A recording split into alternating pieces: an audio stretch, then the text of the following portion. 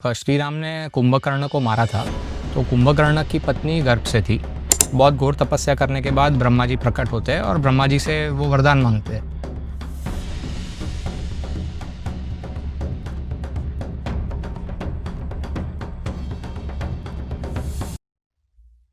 There a very famous story Sri Lanka में कि किस तरीके से माता सीता ने एक राक्षस था मूलकसूर ऐसा नाम कुछ ऐसे ही आया थे मिलता हाँ, तो उनको किस तरीके से मारा था मतलब। हाँ, तो ये कहानी भी आनंद रामायण में है।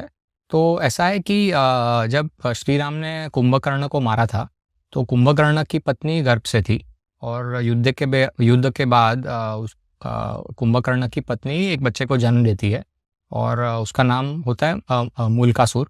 तो मूलकासुर बहुत घोर तपस्या करता है और वो सीता जी को दोषी मानता है कि सीता जी के कारण पूरे राक्षस कुल का लंका में नाश हुआ और उसके पिताजी का नाश हुआ। बहुत घोर तपस्या करने के बाद ब्रह्मा जी प्रकट होते हैं और ब्रह्मा जी से वो वरदान मांगते हैं कि मुझे कोई भी मनुष्य नहीं हरा सके। तो मनुष्य इसलिए क्योंकि मूलकासुर का एक ही उद्देश्य था कि उसको श्री राम को हराना था।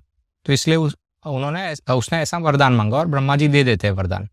तो मूलकासुर जब वो वरदान प्राप्त कर लेता है तो वो विभीषण को हरा के वहाँ से भगा देते हैं और लंका पे राजा बन जाता है। तो विभीषण आकाश मार्ग से पहुँचते हैं अयोध्या और श्री राम को बताता है ऐसा ऐसा हुआ है, कुंभकर्ण का बेटा बड़ा हो गया और अब वो लंका पे राज कर रहा है और वो आपसे दुश्मनी का उसका उद्देश्य है।